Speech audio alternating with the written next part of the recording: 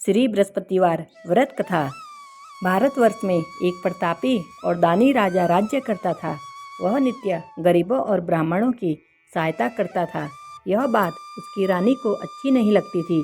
वह न ही गरीबों को दान देती, न ही भगवान का पूजन करती थी और राजा को भी दान देने से मना किया करती थी। एक दिन राजा शिकार खेलने वन को गए हुए थे तो रानी महल में अकेली थी। उसी समय बृहस्पति देव साधु वेश में राजा के महल में भिक्षा के लिए आए और भिक्षा मांगी। रानी ने भिक्षा देने से मना किया और कहा, हे साधु महाराज, मैं तो दान पुण्य से तंग आ गई हूँ। मेरा पति सारा धन लुटाते रहते हैं। मेरी इच्छा है कि हमारा धन नष्ट हो जाए, फिर न रहेगा बांस, न बजेगी बांसुरी। साधु ने कहा, देवी तुम तो बड़ी विचित्र हो। धन संतान तो सभी चाहते हैं, पुत्र और लक्ष्मी तो पापी के घर भी होने चाहिए।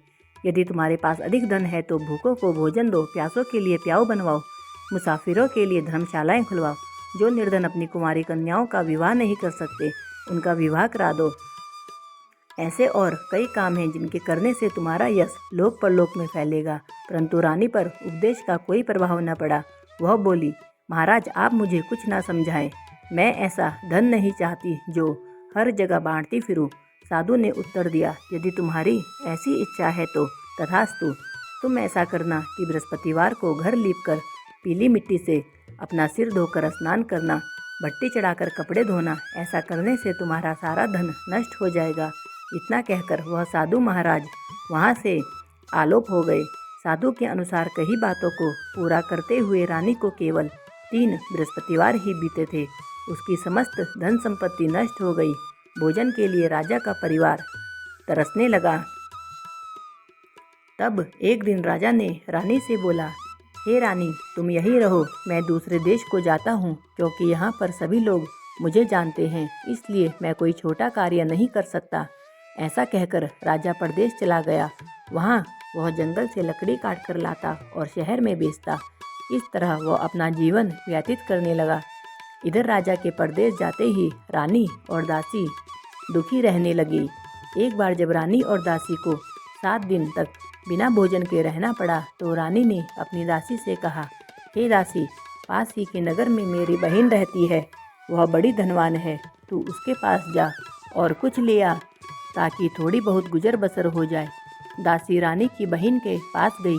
उस दिन गुरुवार था और रानी की बहन उस समय बृहस्पतिवार व्रत की कथा सुन रही थी। दासी ने रानी की बहन को अपनी रानी का संदेश दिया, लेकिन रानी की बड़ी बहन ने कोई उत्तर नहीं दिया। जब दासी को रानी की बहन से कोई उत्तर नहीं मिला तो वह बहुत दुखी हुई। दासी ने वापस आकर रानी को सारी बात बता दी। सुनकर रानी ने अपने भाग्य को कोसा।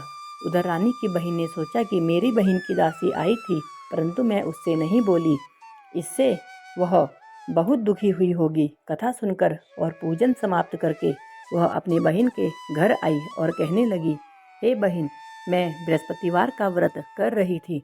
तुम्हारी दासी मेरे घर आई थी, परंतु जब तक कथा होती है तब तक ना तो उठते हैं और ना ही बोलते हैं, इसलिए मैं नहीं बोली। कहो दासी, क्यों गई थी? रानी बोली, बहन, तुमसे क्या छिपाऊं, हमारे घर में खाने को कुछ नहीं है।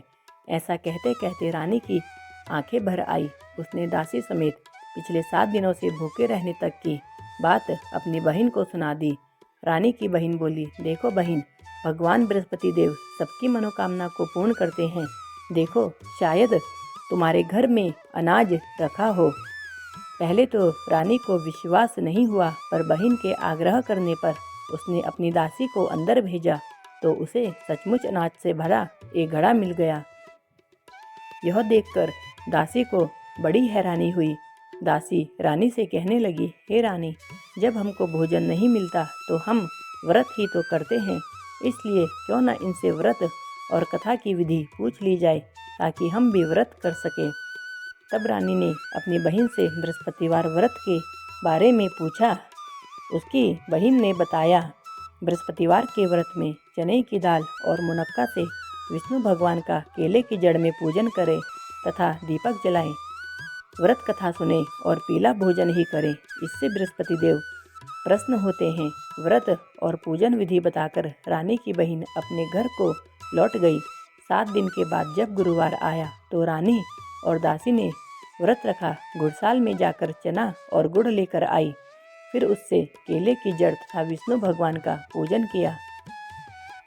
अब पीला भोजन कहाँ से आए, इस बात को लेकर दोनों बहुत दुखी थे। क्योंकि उन्होंने व्रत रखा था, इसलिए बृहस्पति देव उनसे प्रसन्न थे। इसलिए वे एक साधारण व्यक्ति का रूप धारण कर 2 थालों में सुंदर पीला भोजन दासी को दे गए। भोजन पाकर दासी प्रसन्न हुई और फिर रानी के साथ मिलकर भोजन ग्रहण किया। उसके बाद वे सभी गुरुवार को व्रत और पूजन करने लगी। बृहस्पति भगवान की कृपा से उनके पास फिर से धन संपत्ति आ गई, परंतु रानी फिर से पहले की तरह आलस्य करने लगी।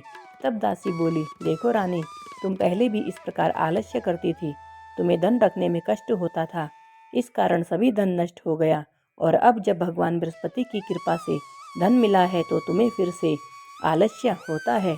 रानी को समझाते हुए दासी कहती है कि बड़ी मुसीबतों के बाद हमने यह धन पाया है, इसलिए हमें दान पुण्य करना चाहिए, भूखे मनुष्यों को भोजन कराना चाहिए और धन को शुभ कार्यों में खर्च करना चाहिए, जिससे तुम्हारे कुल का यश बढ़ेगा, स्वर्ग की प्राप्ति होगी और पितृ प्रसन्न होंगे।